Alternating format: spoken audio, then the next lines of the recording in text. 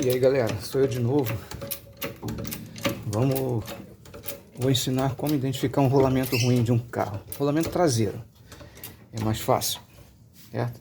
Levanta a roda, ó, levanta a roda, deixa ela livre do chão e gira.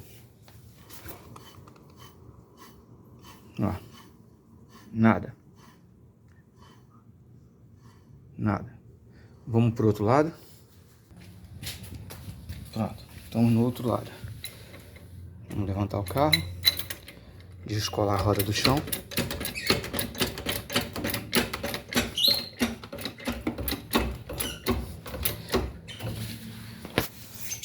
Ó, a roda descolada do chão. Vamos ver se vocês conseguem ouvir o barulho.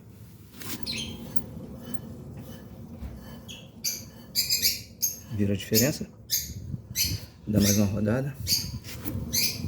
Ó. Ok? Espero que vocês tenham...